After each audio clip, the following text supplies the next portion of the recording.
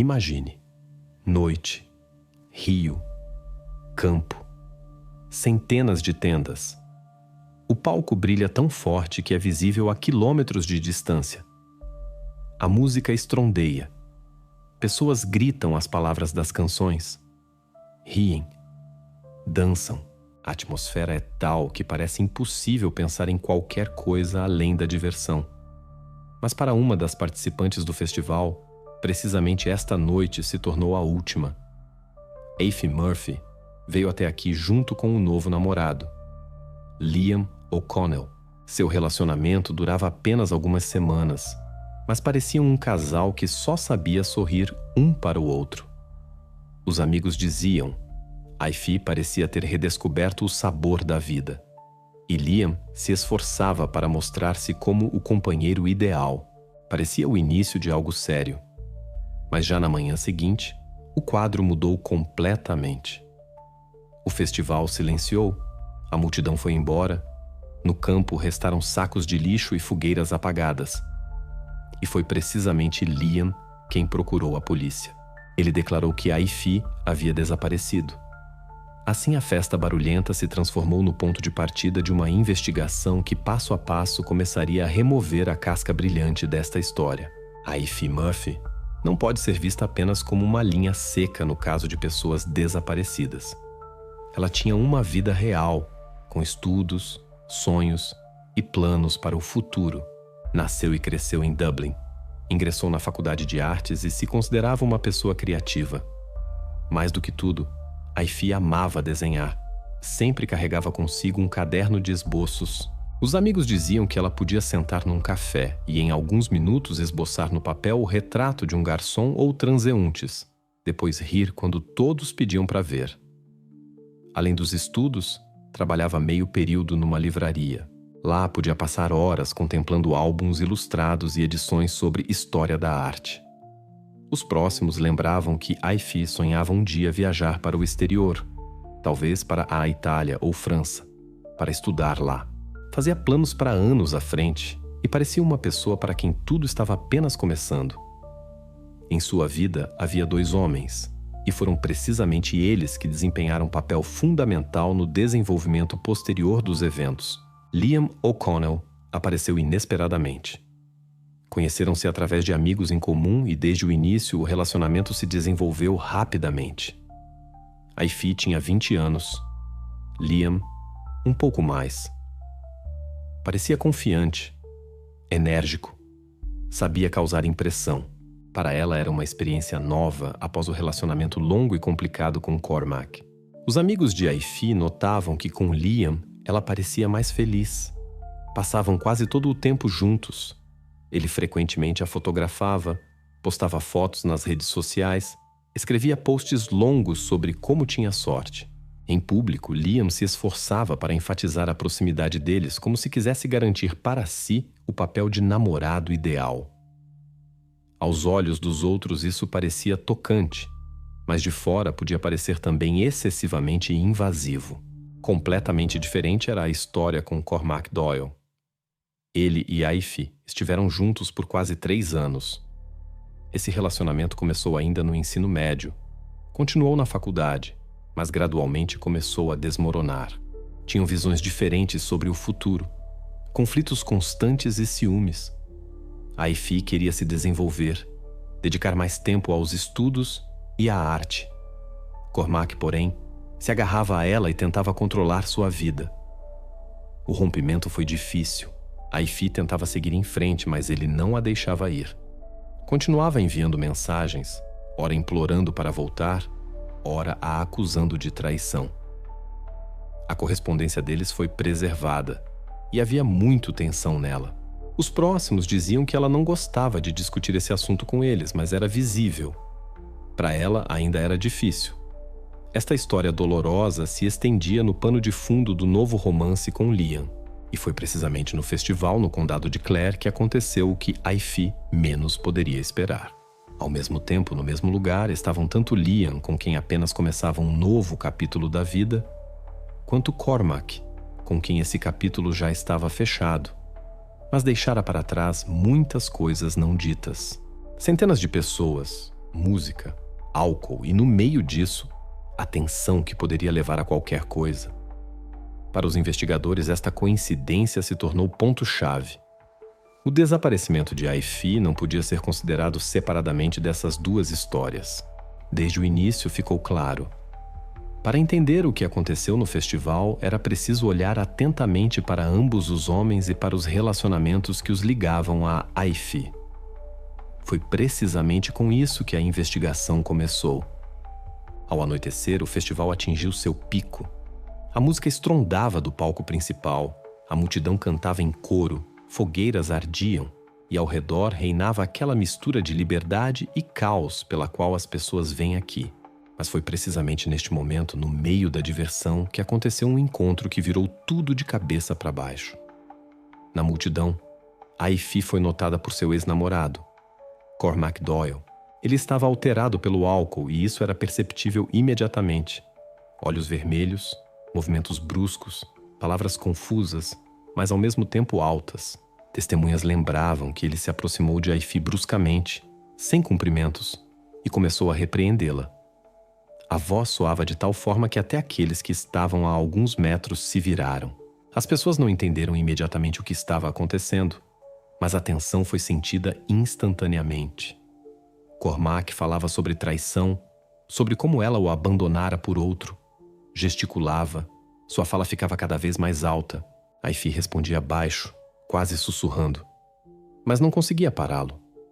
A situação rapidamente saiu dos limites de uma conversa comum. A multidão, que veio para dançar, de repente se viu testemunha de uma briga. Alguém observava de longe. Alguém até filmava o ocorrido no celular. Várias pessoas depois descreveram que Ai-Fi parecia perdida e assustada. Ela não esperava tal cena. Seu novo relacionamento com Liam era fresco, leve, e o contraste com esta explosão emocional era excessivamente brusco. Neste momento, Liam interferiu. Ficou ao lado e depois entre eles, tentando parar Cormac. Mas isso só piorou tudo. O ex-namorado percebeu isso como um desafio. Agora sua raiva estava direcionada também para Liam. Começaram os insultos, acusações, histórias antigas foram lembradas. A multidão ao redor visivelmente se animou. Alguém tentava separá-los com palavras, mas a maioria apenas observava, pois precisamente tais conflitos frequentemente atraem atenção num ambiente barulhento. Frase após frase, a tensão crescia. Liam se mantinha calmo, mas isso apenas deixava Cormac mais furioso. Ai-Fi tentava desviar a conversa. Pedia para ele parar, mas a situação já havia saído de controle. Várias testemunhas depois disseram à polícia. Parecia uma cena da vida pessoal alheia, inesperadamente exposta em público. As pessoas sentiam constrangimento, mas não interferiam. Finalmente, Liam pegou Ai-Fi pela mão e literalmente a levou para longe. Era aproximadamente 11 da noite. Eles se dirigiram ao acampamento de tendas e dezenas de pessoas viram este momento. Isso se tornou o último testemunho confiável de que Ai-Fi estava no festival. Depois disso, ninguém mais a viu. Esta cena é fundamental. Foi precisamente ela que dividiu os eventos em antes e depois. Para a polícia, isso se tornou o ponto de partida. A briga foi muito alta e notável para ser ignorada. Deu à investigação a primeira orientação. 3 pessoas, conectadas entre si, estavam no centro do drama. E foi precisamente a partir deste momento que começou a história da busca, que logo sairia muito além dos limites da área do festival. As buscas por Ai-Fi começaram na mesma manhã quando Liam procurou a polícia. O comando operativo foi estabelecido diretamente no território do festival. Primeiro, tudo parecia uma verificação comum. Os participantes pensavam que se tratava de um desaparecimento temporário, pois tais casos não são raros em eventos de massa. Mas quando o tempo passou e a jovem não apareceu, ficou claro que a situação era muito mais séria. Nas primeiras horas, a polícia trabalhou segundo o esquema padrão. O território do festival foi dividido em setores e começaram a vasculhar. Dezenas de policiais e voluntários caminharam em linha, examinaram cada metro. Tendas, palco, campo perto do rio, arbustos próximos. Tudo foi verificado. Os participantes do festival ajudaram. Alguém distribuía lanternas, alguém trazia água. Já após algumas horas, sinólogos se juntaram às buscas. Os cães pegaram o rastro das coisas de Aifi, mas se mantinham confiantes apenas até o palco, onde aconteceu a briga com Cormac. Adiante, a rota se interrompia. A polícia ampliou o perímetro. Levantaram um helicóptero no ar e começaram a examinar as áreas adjacentes ao campo.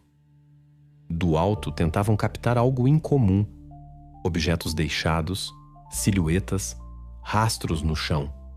Mas o quadro estava limpo. O helicóptero circulava ao longo do rio, onde a corrente era considerada perigosa. Foi precisamente para lá que enviaram também mergulhadores.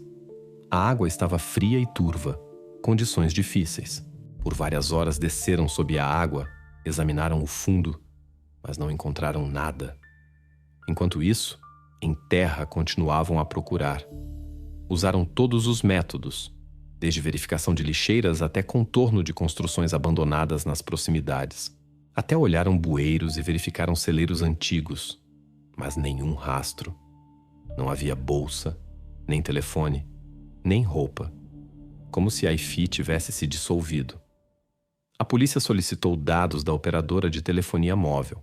O telefone de Aifi saiu pela última vez da rede por volta das 11 da noite, no mesmo setor onde ela foi vista com Liam. Depois disso, silêncio. Mensagens não foram enviadas, não houve chamadas. O dispositivo não apareceu mais na rede. Isso foi um sinal alarmante. Geralmente, mesmo com perda banal, as pessoas encontram possibilidade de se comunicar, mas aqui o sinal desapareceu completamente. Detetives começaram a compor uma cronologia. Fixaram tudo. Quem viu Aifi, a que horas, em que estado ela estava. Compararam depoimentos de testemunhas. O quadro se mostrava contraditório. Alguém garantia que ela ia em direção às tendas. Outros afirmavam que a viram na praça de alimentação, mas nenhuma testemunha podia confirmar sua presença depois do momento em que ela saiu do palco junto com Liam. Os dias passavam, e quanto mais longe, mais claro ficava. Buscas simples não dariam resultado. Geralmente, pelo menos algum detalhe aparece. Objeto encontrado, pegada, pista. Aqui não havia nem isso. Como se tudo tivesse desaparecido junto com ela. Para a polícia, isso significava uma coisa. Era hora de passar para a próxima etapa. E a atenção se voltou para o círculo de Aifi. Tudo que não conseguiram encontrar no chão e na água deveria ser procurado nos depoimentos daqueles que passaram com ela as últimas horas do festival. Desde o início, a investigação tinha uma figura óbvia ao redor da qual começaram a construir as primeiras versões. Tratava-se do ex-namorado de Aifi, Cormac Doyle. Seu nome soava já na etapa de interrogatório das testemunhas, pois foi precisamente seu comportamento que chamou a atenção no festival. Numa situação onde não havia objetos, nem rastros, nem provas diretas, o passo lógico foi prestar atenção àquele que abertamente entrou em conflito com Aifi na última noite.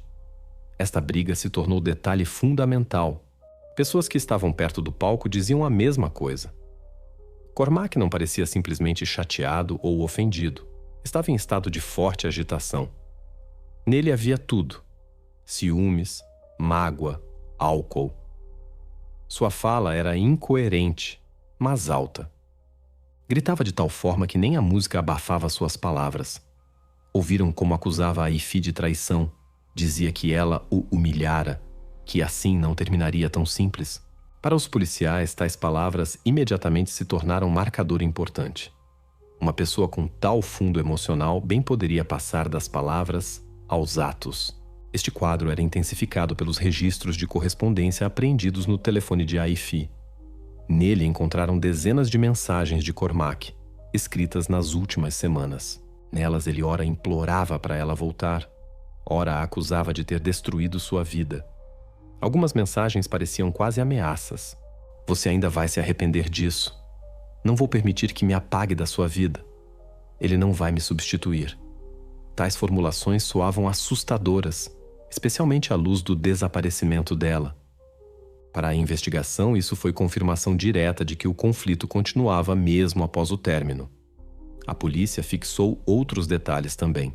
Segundo testemunhas, Cormac no festival bebia muito, cambaleava, foi visto brigando com outro jovem ainda antes do encontro com Aifi.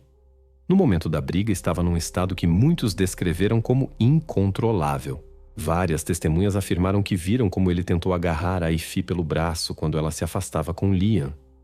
E embora isso não parecesse um ataque, a própria tentativa de detê-la apenas fortalecia as suspeitas. Para a imprensa, esta linha era especialmente conveniente.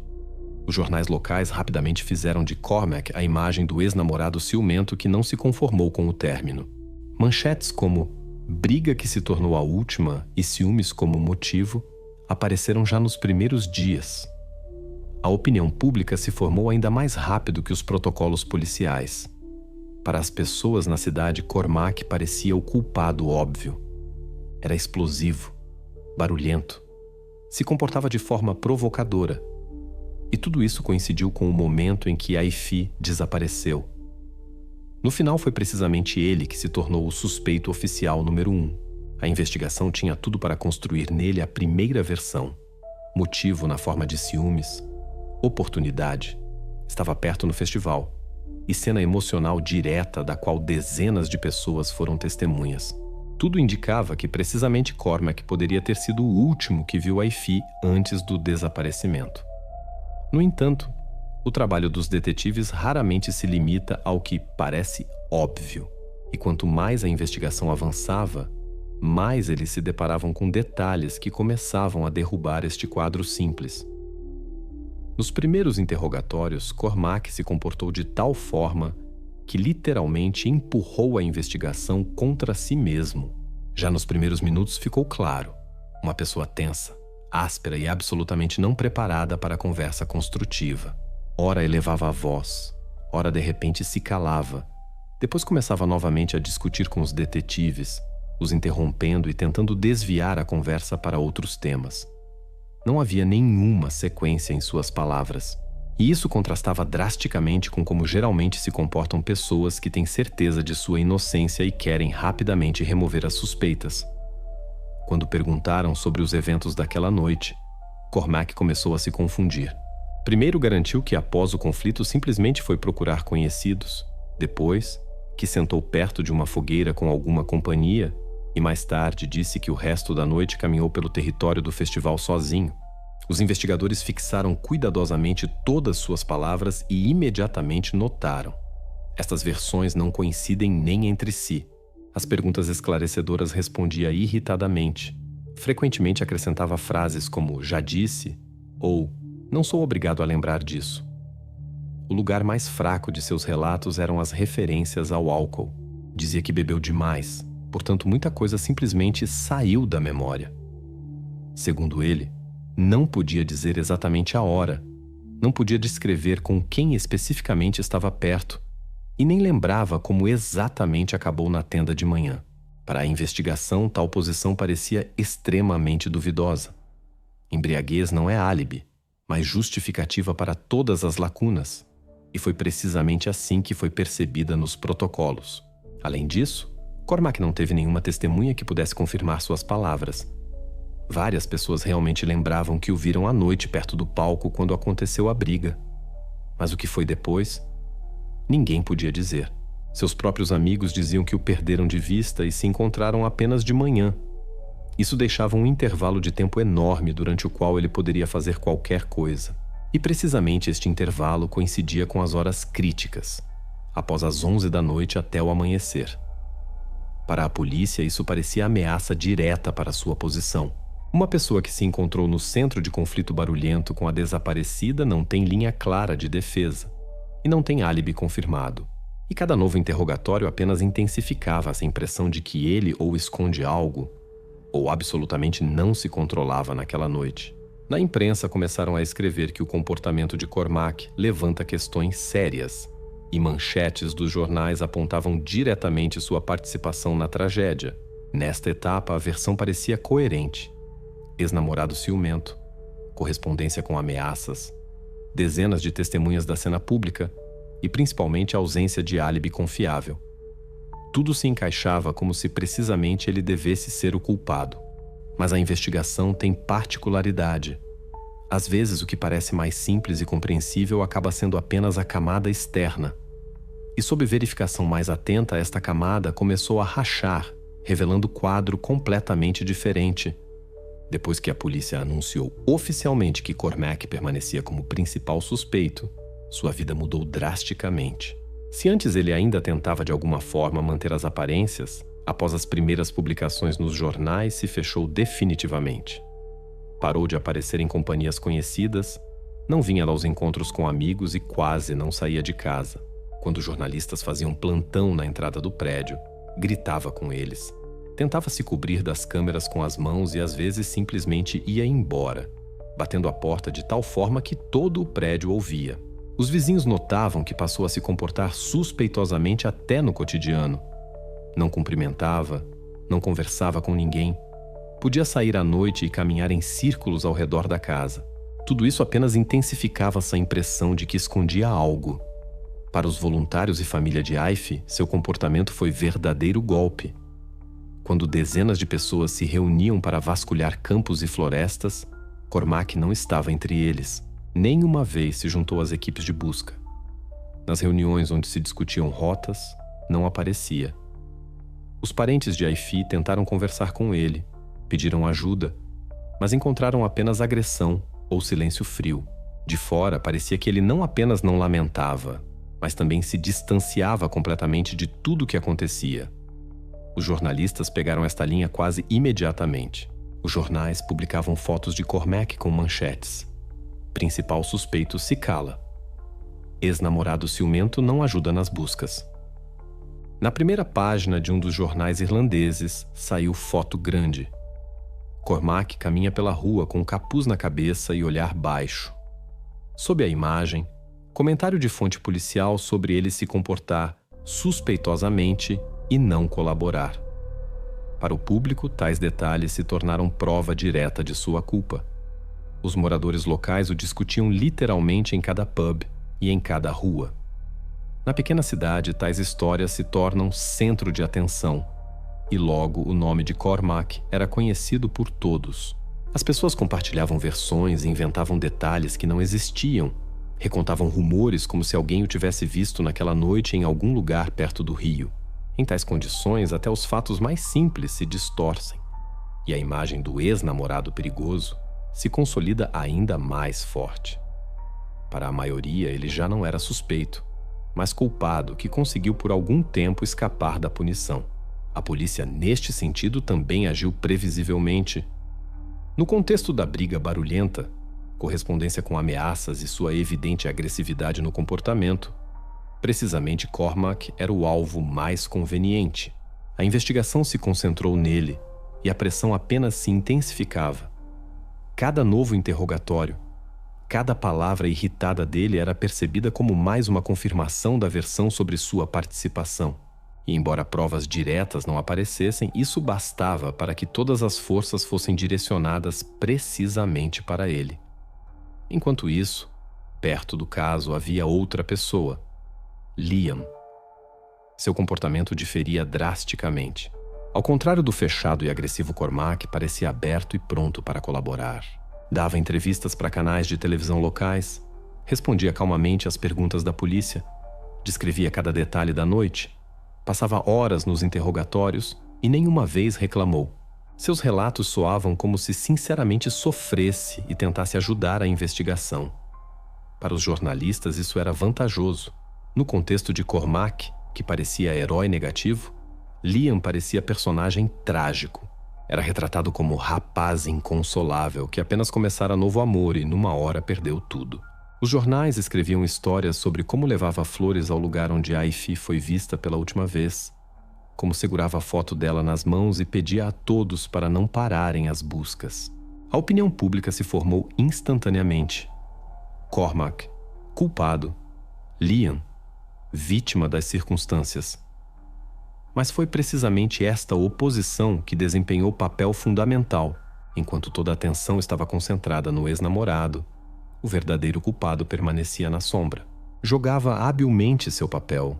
E no contexto do conflito aberto entre Aif e Cormac, Ninguém nem suspeitava que a suspeita deveria recair sobre pessoa completamente diferente. Enquanto toda a atenção do público e da maioria dos investigadores estava concentrada em Cormac, a figura de Liam parecia exemplar. Era visto como imagem do namorado ideal que perdeu a amada e estava pronto para ajudar a polícia de todas as formas. Vinha voluntariamente aos interrogatórios, ficava várias horas nos gabinetes e, ao contrário de Cormac, não discutia nem se fechava. Desde o início parecia a pessoa que nada tinha a esconder, mas foi precisamente esta prontidão e calma que gradualmente começaram a levantar questões para um dos detetives. Liam falava sobre os eventos daquela noite como se lesse um roteiro escrito.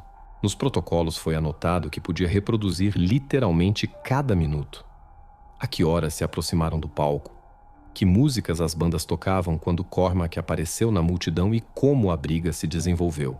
Indicava não apenas horas, mas minutos, e às vezes até segundos quando algo aconteceu. Os detetives sabem bem.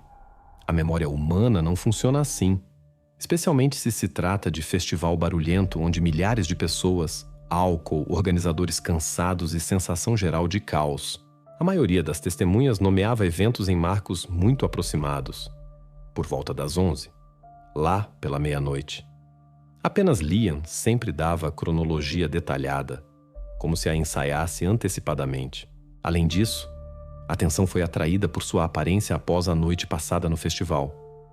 Enquanto outros voltavam para casa com sapatos sujos e roupas sujas, Liam tinha botas suspeitosamente limpas.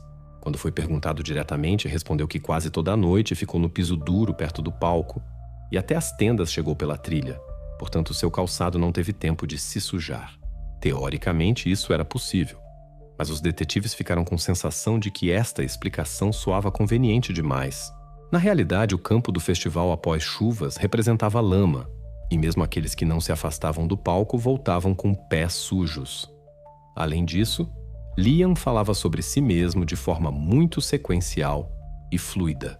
Não fazia pausas, não duvidava das palavras, não tentava lembrar detalhes. Tudo soava claro e confiante, como fala decorada. O investigador notou. Tal maneira geralmente é característica de pessoas que preparam antecipadamente história para não se confundir no interrogatório. E quanto mais Liam falava, mais forte ficava a sensação de que era precisamente tal caso. Quando tais detalhes se acumularam, um dos detetives decidiu não deixá-los sem verificação. Fez o que em tais investigações é considerado rotina. Enviou solicitação para a companhia de telefonia móvel para obter dados sobre movimentação dos telefones. Na polícia, isso se chama análise de dados de torres celulares. Tal informação fixa a qual torre o telefone se conectou em momento específico. Geralmente, isso é usado para confirmar ou refutar palavras de testemunhas. A solicitação incluía também o número de Liam. Inicialmente, deveria simplesmente confirmar sua própria versão, que após a briga, voltou para a tenda e permaneceu lá até manhã. Mas quando os dados chegaram, mostraram um quadro completamente diferente. Este resultado se tornou um momento de virada na investigação e pela primeira vez direcionou suspeita não para Cormac, mas para onde ninguém olhava antes. A análise pericial dos dados de telefonia celular se tornou o momento em que a investigação fez primeira virada real. Se até então tudo se baseava em palavras, lembranças e emoções de testemunhas, agora no caso aparecia fonte imparcial de informação. Torres de telefonia móvel não conhecem piedade, não se confundem no tempo, não esquecem detalhes. Fixam tudo com precisão de minutos. Para a investigação era a chance de pela primeira vez obter terreno sólido sob os pés. A verificação começou com Cormac. Precisamente ele era principal suspeito. E lógico era ver se realmente sua história sobre bebedeira e fogueira correspondia à realidade. E descobriu-se que sim. Seu telefone toda a noite ficou na mesma torre que atendia território do palco do festival e acampamento adjacente. O sinal não se movia, não saía além desta zona. Isso significava que todas suas palavras sobre ter bebido, permanecido na fogueira e ter adormecido lá, tinham base real.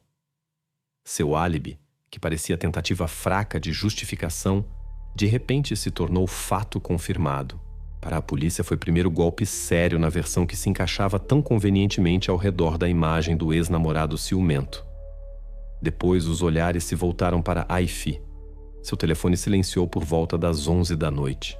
Este horário coincidia com o momento em que testemunhas a viram perto de Liam, saindo do palco após conflito. Depois disso, nada. Nem mensagens, nem chamadas, nem reconexão à rede. O dispositivo como se desapareceu. Para a investigação, isso significava uma coisa. Tudo o que aconteceu depois já não deixou rastro digital da própria Aifi. Foi marco além do qual sua presença podia ser reconstruída apenas através de dados indiretos. E, finalmente, chegou a vez de Liam. Seus depoimentos pareciam mais sequenciais, e foi precisamente por isso que inicialmente foram tratados com confiança.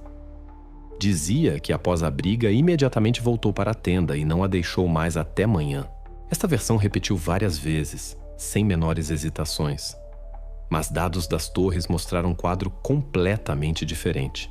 Aproximadamente meia hora depois de ter sido visto junto com Aifi, o telefone de Liam parou de se conectar à antena que atendia o festival.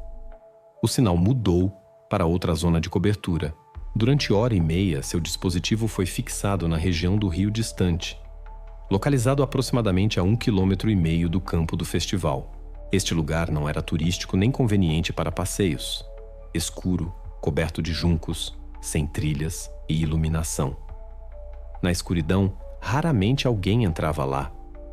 Estes 90 minutos se tornaram decisivos.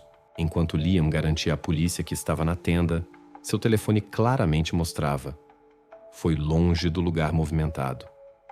Mais ainda, sua rota coincidia com a direção onde depois seriam encontradas primeiras provas materiais. Para detetives, esta descoberta foi um momento decisivo. Tudo que antes parecia depoimentos confiantes e imagem de rapaz morto de tristeza começou a desmoronar. Sua memória perfeita agora parecia decorada. Sua calma, antinatural, e sapatos limpos e ausência de sujeira. Mais um elo da corrente. Dados da operadora de telefonia pela primeira vez tiraram a investigação dos limites de versões construídas sobre emoções e mostraram geografia real dos eventos. Agora a investigação tinha nova orientação, e a tensão que por semanas esteve presa a Cormac gradualmente começou a se deslocar para outro lado, para onde rastros digitais apontavam Liam O'Connell.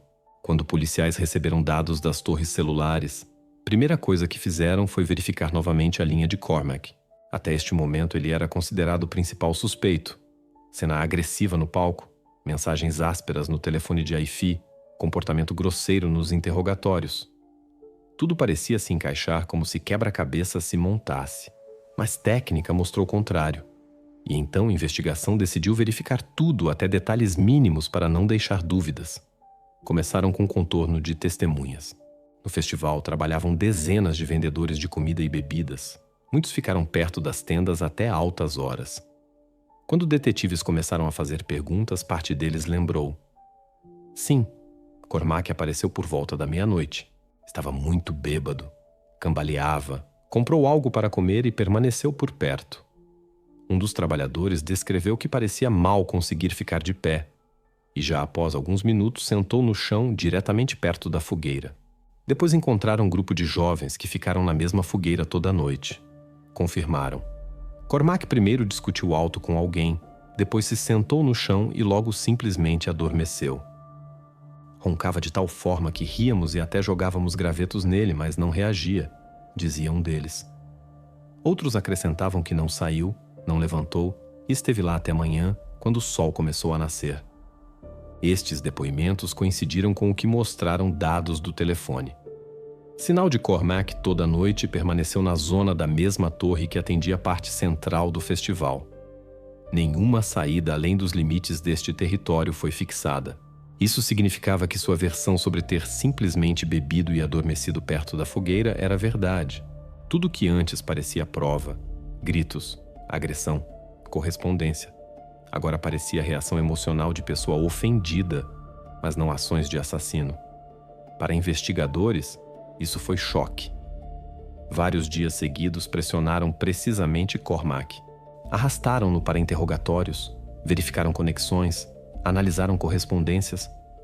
Sobre ele se abateu também a opinião pública. Jornais já o retrataram como culpado. Vizinhos sussurravam que ele quebrou vida de Aifi. Mas agora descobriu-se que não podia estar envolvido no desaparecimento dela.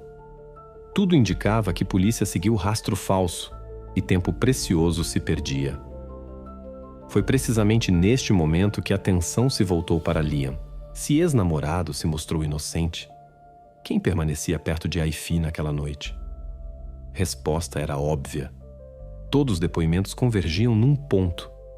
Última pessoa com quem viram Aifi viva foi seu novo namorado. E foi precisamente seu telefone que, por 90 minutos, saiu da zona do festival para Rio Distante, para onde à noite não havia estradas, nem iluminação, nem pessoas. Isso se tornou virada na investigação. De testemunha inconsolável, a quem todos simpatizavam, Liam O'Connell se transformou em novo principal suspeito. Seus relatos calmos começaram a ser percebidos como mentira cuidadosamente preparada. E agora eram precisamente suas ações que a polícia ia verificar passo a passo. Quando a atenção da investigação se voltou definitivamente para Liam, sua vida começou a ser estudada sob microscópio. Para policiais era importante entender quem na realidade era este jovem que todos consideravam um companheiro irrepreensível. E quanto mais profundamente mergulhavam em seu passado, mais se delineava a imagem distante do namorado ideal, como parecia nos primeiros dias da investigação. Solicitações oficiais para conhecidos e amigos não deram nada especial. Todos diziam que Liam sempre causou boa impressão, se mantinha confiante, era educado com professores, gozava de popularidade entre garotas. Mas muito mais informação conseguiram coletar em conversas informais com suas ex-namoradas. Muitas não queriam se envolver abertamente com a polícia, mas concordavam em contar anonimamente. Suas histórias se mostraram assustadoramente parecidas umas com outras. Quase todas diziam a mesma coisa. No início dos relacionamentos, Liam parecia cuidadoso, atencioso, até demais. Dava presentes, escrevia mensagens longas, sempre enfatizava que estava por perto e pronto para apoiar. Primeiros meses ao lado dele pareciam um conto de fadas, mas gradualmente por trás deste cuidado começava a se manifestar outra coisa. Desejo de controlar completamente a vida da parceira. Podia ligar dezenas de vezes por dia, exigir que garota enviasse fotos confirmando onde estava. Se ela se atrasava em encontro com amigos, fazia cenas. E tudo isso era acompanhado de palavras sobre cuidado e amor. Uma das garotas confessou: então pensei que ele simplesmente se preocupava comigo. Mas depois entendi. Não era ciúme nem preocupação. Era a tentativa de controlar cada movimento meu. Outra descrevia detalhes ainda mais alarmantes. Segundo ela, Liam não era inclinado a brigas altas. Pelo contrário, quando algo não ia segundo seu plano, se calava. Seu rosto ficava pétreo, olhar frio. Ela chamou este estado de raiva gelada. Podia ficar sentado em silêncio por horas e depois de repente soltar algumas palavras de tal forma que eu ficava arrepiada. Era pior que gritos, disse ela. Várias ex-namoradas notaram que Liam nunca percebia recusa como normal. Se garota tentava terminar relacionamento, começava a pressionar ainda mais forte. Para uma delas, disse diretamente: não vou permitir que simplesmente vá embora. Outra lembrava que tentando terminar se sentia presa numa gaiola, porque Liam literalmente não lhe dava espaço.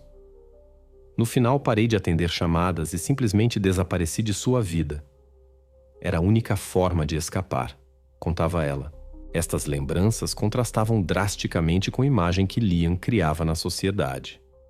Para pais das garotas sempre era genro ideal, educado, sorridente, dizia palavras certas.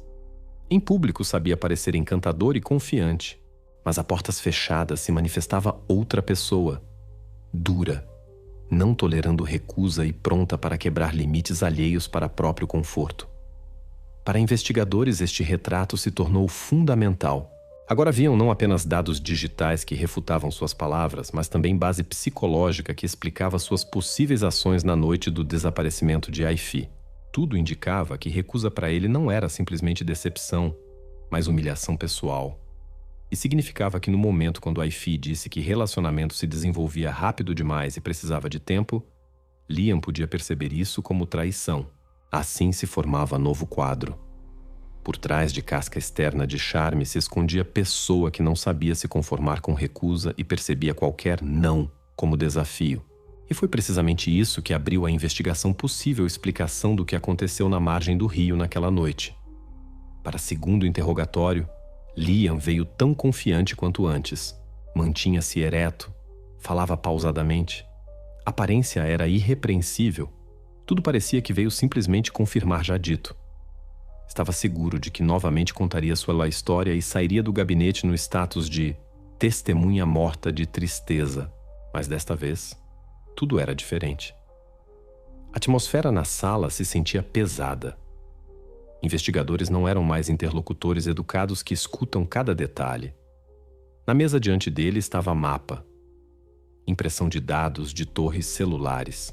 Pontos vermelhos marcavam movimentos de seu telefone naquela noite.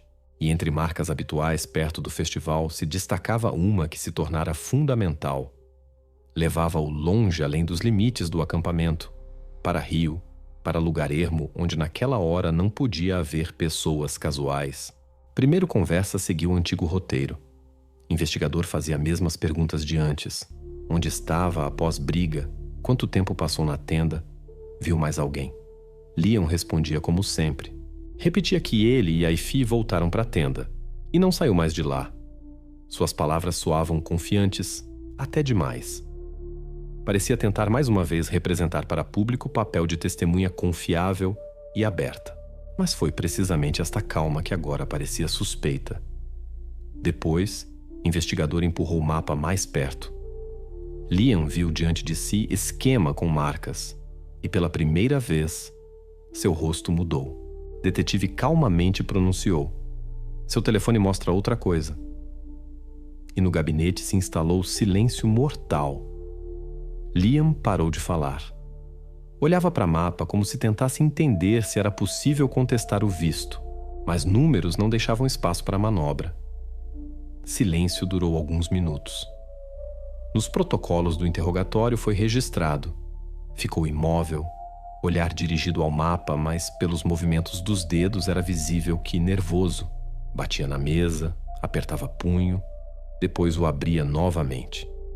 Para investigadores experientes, tais detalhes falam mais que palavras. É momento quando a pessoa pela primeira vez percebe que sua história desmorona. Quando o silêncio ficou longo demais, Liam tentou dar explicação. Suas palavras soaram confusas. Sim, saí. Simplesmente fui sozinho. Precisava caminhar. Pensar. Falava baixo, como se justificando. Mas foi precisamente esta explicação que pareceu pior que qualquer outra versão. Ninguém vai passear à noite por lugar pantanoso, sem lanternas, longe de todos. Especialmente quando perto acontece festival onde há muitas pessoas e luz. Explicação não resistia a nenhuma crítica. Para investigadores foi um momento decisivo. Suas palavras foram fixadas, mas agora já não tinham peso. Mais ainda, esta mentira desajeitada deu à polícia a possibilidade de oficialmente ampliar marcos da investigação. Se pessoa esconde localização, significa que tem algo que não quer mostrar, e isso abria caminho para o próximo passo. Busca no automóvel de Liam.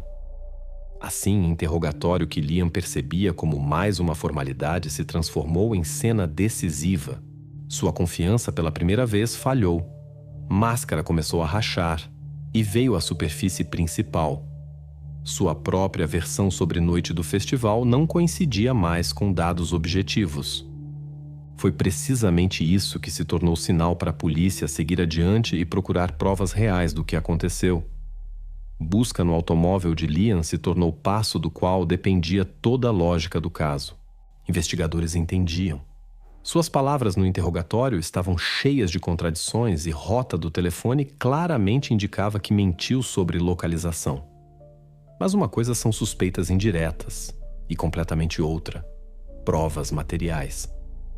Foi precisamente por isso que criminalistas abordaram o trabalho com máxima minúcia. Carro de Liam era Ford Fiesta velho, gasto, interior desgastado, porta-malas entulhado de coisas como a maioria dos motoristas jovens. À primeira vista, nada especial. Mas peritos sabem, tais automóveis podem guardar rastros por anos. Busca começou dos lugares mais óbvios. Porta-luvas. Vazio, havia apenas documentos e alguns recibos de posto de gasolina. Nos bolsos das portas, moedas, guardanapos, algumas garrafas plásticas. No porta-malas, tenda, cadeiras dobráveis, sacolas velhas. Tudo parecia comum, sem sinais de algo incomum. Mas criminalistas não trabalham na velocidade. Sua metodologia, atenção e paciência. Cada centímetro do carro verificaram separadamente. Usaram lanternas, sondas, pinças. Tiraram tapetes, examinaram costuras dos assentos até verificaram aberturas de ventilação. Primeiro encontravam apenas poeira e lixo. Mas em casos similares, frequentemente acontece. Prova real se esconde onde nem próprio dono olha. Quando chegou a vez do espaço sob assento do motorista, um dos peritos notou pequeno brilho. Era algo metálico que caíra fundo entre carpete e trilhos da cadeira. Com esforço, o objeto foi tirado. Nas mãos do criminalista apareceu pulseira fina prateada. À primeira vista, bugiganga simples. Mas para investigadores, isso imediatamente se tornou sinal. Joias deste tipo raramente aparecem sob assento casualmente. Mostraram-na para a família de Aifi. Parentes reconheceram o objeto sem dúvidas. Esta pulseira deram de presente para ela no aniversário ano atrás. Para eles era memorável. E sabiam exatamente. Ela usava precisamente na noite do festival. Nesta etapa, era preciso confirmar que achado realmente estava ligado ao local do suposto crime. Pulseira foi enviada para a perícia. Em sua superfície descobriram partículas de terra. Compararam-nas com amostras de solo que policiais antecipadamente coletaram no trecho do rio para onde levava a rota do telefone de Liam. A análise mostrou coincidência completa de composição. Mesma estrutura úmida de turfa. Mesmas impurezas minerais. Isso significava que Pulseira esteve precisamente onde Liam negava sua presença. Para a investigação foi virada. Até este momento tinham apenas palavras, seus depoimentos falsos, depoimentos de testemunhas, dados de Torres. Tudo isso podia ser interpretado, discutido, explicado de formas diferentes. Mas Pulseira prateada se mostrou prova direta. Não deixava espaço para interpretações. Objeto pertencente a Aifi apareceu no carro de Liam, e nela havia partículas de solo do lugar para onde levava sua rota noturna. Este pequeno detalhe se tornou o elemento que faltava à investigação. A partir deste momento, sua versão sobre caminhada noturna desmoronou definitivamente. A polícia teve objeto que ligava Liam ao local onde aconteceu o desaparecimento. E foi precisamente este achado que mudou seu status.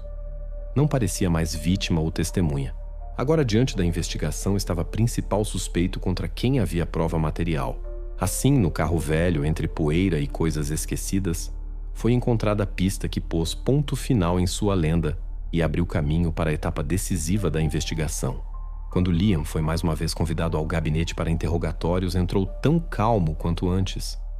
Estava seguro de que poderia novamente representar seu papel, de testemunha confiante e colaboradora. Sentou ereto, juntou dedos e esperou perguntas. Mas o ambiente na sala era diferente.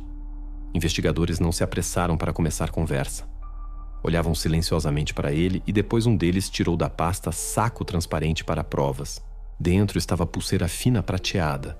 À primeira vista, joia comum.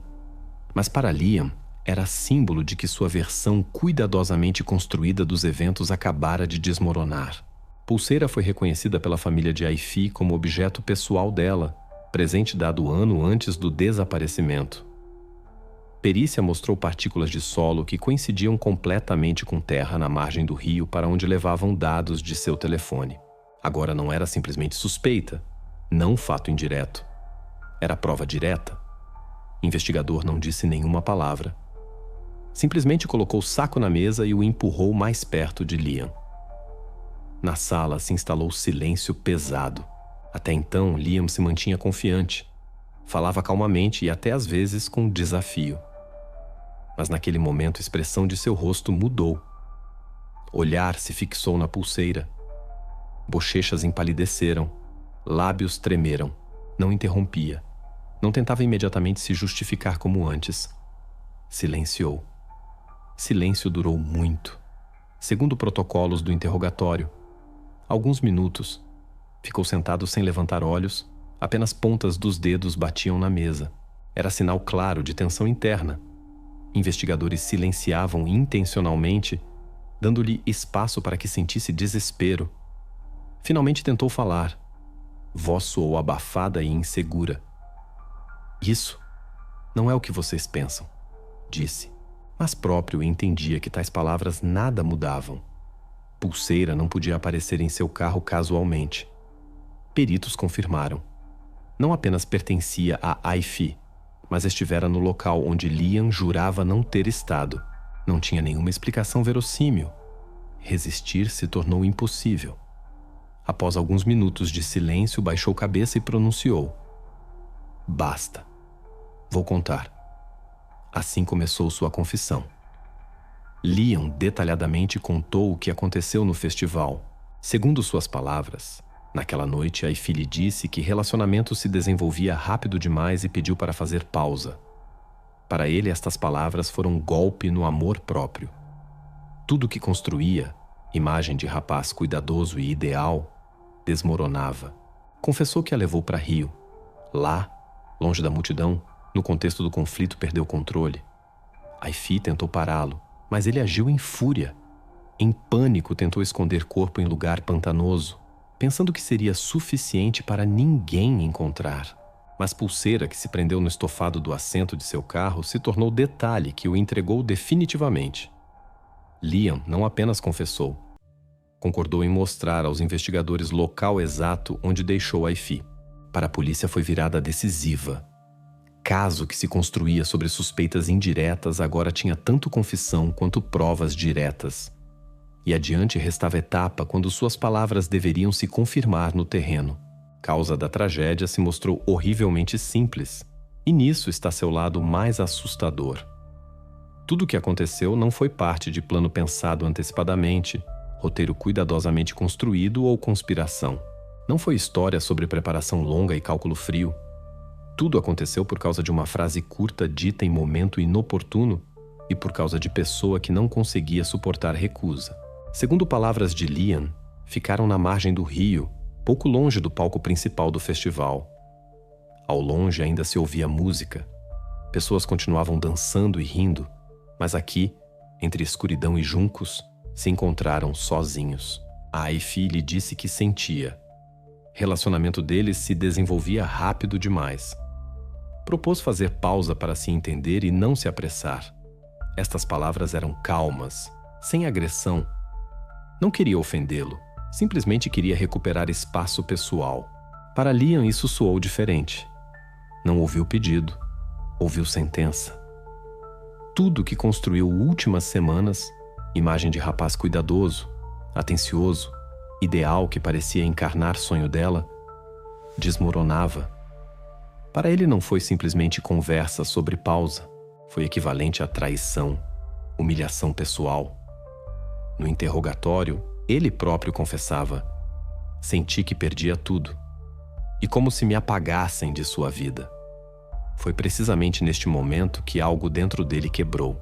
Sua percepção narcisista, onde recusa é insulto, onde qualquer não destrói a imagem criada por ele, não aguentou. Em vez de ir embora, aceitar suas palavras, se inflamou. Não foi tempestade de emoções com gritos e histeria. Pelo contrário, descreviam-no como pessoa inclinada à raiva fria. Por dentro, olhar ficava vazio e ações, bruscas e decisivas. Assim aconteceu na margem. Agarrou-a não deixando ir embora e, em acesso de raiva, tirou vida dela. Próprio Liam dizia que quase nada lembrava deste momento, exceto sensação de completa perda de controle. Mas para investigadores e psiquiatras estava claro. Foi explosão clássica de raiva narcisista. Ela disse palavras que destruíram sua autopercepção e naquele momento começou a agir como pessoa que precisa a qualquer custo recuperar sensação de poder. Depois veio pânico. Tudo o que aconteceu adiante mostrava seu despreparo e caos. Não sabia o que fazer. Na escuridão, com pressa e olhando para trás, arrastou Ai-fi para brejo de juncos. Este lugar foi escolhido casualmente. Moitas de junco, solo mole, onde era possível esconder algo. Tentou mascarar o que fez, mas fazia isso extremamente desajeitadamente. Nem notou como pulseira, prendendo-se no estofado do assento, ficou em seu carro e no final se tornou prova principal. Não usou nem transporte, nem meios especiais, nem plano claro. Suas ações foram tentativa primitiva de esconder consequências.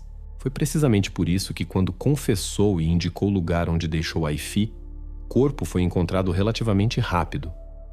Para a investigação neste momento, tudo ficou definitivamente claro. Não foi assassinato cometido por cálculo frio. Foi ato impulsivo de crueldade cometido em estado de explosão emocional.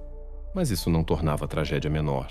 Diante deles estava a pessoa que sabia se esconder atrás de máscara de charme e atenção, mas por dentro se mostrou incapaz de suportar simples não humano.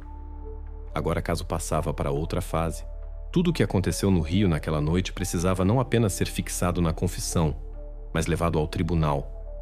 Cada detalhe, desde depoimentos de testemunhas até pulseira encontrada, deveria servir de base para a acusação. Liam O'Connell, de namorado ideal, definitivamente se transformou em réu que deveria responder pelo feito. O processo judicial começou 2 anos após tragédia. A defesa construiu sua linha sobre tudo ter acontecido em estado de afeto. Advogados afirmavam: Liam não planejou o assassinato, perdeu o controle sobre si em explosão emocional e agiu em pânico. Tentavam apresentá-lo como pessoa que cometeu atos sob influência de circunstâncias e não criminoso frio.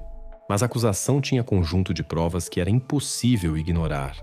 No salão do tribunal, uma após outra foram lidas matérias do caso. Primeira, dados de torres celulares. Técnica mostrou que Liam mentiu sobre localização e por 1h30 foi para Rio. Segunda, pulseira prateada. Parentes de Ai-fi reconheceram-na como objeto pessoal dela, e perícia confirmou rastros de solo coincidindo com o local pantanoso onde Liam confessou ter deixado ela. A atenção especial dos jurados despertaram depoimentos de ex-namoradas. Contavam como Liam sabia ser charmoso e atencioso, mas por trás desta fachada se escondia pessoa inclinada a controle e raiva fria. Suas palavras ajudaram a formar retrato. Diante do tribunal estava não namorado ideal, mas pessoa que não sabia tolerar recusa. E finalmente sua própria confissão. Gravação do interrogatório, onde detalhadamente contava sobre eventos daquela noite, foi lida e mostrada no salão. Dúvidas não restavam. Falava sobre não conseguir aceitar palavras dela sobre pausa e ter perdido o controle. Todas estas provas se juntaram numa linha, e defesa já não podia destruí-la. Jurados deliberaram pouco. Veredicto foi unânime.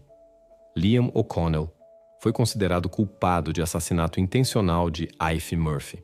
Juiz leu sentença. Prisão perpétua sem direito à liberdade condicional nos próximos 20 anos. Assim terminou História, que começou como romance leve de verão e festival com música, e terminou no salão do tribunal com punição mais severa prevista por lei. História de Liam e Ai-fi não terminou no salão do tribunal. Continuou vivendo nos destinos daqueles que estavam perto e os mudou para sempre. Família de Ai-fi. Após sentença proferida, decidiu que nome dela não deveria ficar apenas nas crônicas da tragédia. Parentes fundaram um fundo de caridade que se ocupou de ajuda para pessoas que enfrentam pressão psicológica e doméstica em relacionamentos. Organizavam palestras, colaboravam com faculdades, convidavam psicólogos e advogados. O objetivo era que histórias parecidas com esta não se repetissem mais. Para Cormac, tudo se complicou diferente. Seu nome por muito tempo permaneceu nas primeiras páginas dos jornais como o nome do principal suspeito. Apesar do tribunal tê-lo completamente inocentado, sedimento na sociedade ficou. Dizia aos amigos que se sentia estranho na própria cidade. No final, saiu da Irlanda e começou vida nova em outro país. Seu destino se tornou lembrança de como rapidamente a opinião pública pode transformar pessoa em pária, mesmo que seja inocente. Com o próprio festival River's Edge, também puseram ponto final. Organizadores anunciaram que nunca mais realizariam no mesmo lugar. Para eles se tornou símbolo da tragédia. A área perto do rio, que uma vez reuniu milhares de pessoas, ficou vazia. Com anos foi coberta por arbustos e juncos. Pessoas que viviam por perto lembravam. Ninguém mais queria voltar lá por causa da música. Para a polícia irlandesa, este caso se tornou precedente importante. Foi precisamente ele que, pela primeira vez, mostrou força das provas digitais. Dados de torres celulares que antes eram considerados apenas informação adicional se tornaram argumento decisivo no tribunal. Este caso entrou em materiais didáticos para futuros detetives e mudou a abordagem às investigações. Agora, na Irlanda, dados móveis começaram a usar sistematicamente, em pé de igualdade com métodos clássicos de interrogatório e perícia. Assim, tragédia pessoal de Aifi e sua família influenciou dezenas de outros destinos, na sociedade e até no sistema de justiça. Este caso se tornou lembrete de como fina é a linha entre máscara de pessoa ideal e rosto real que pode se esconder por trás dela.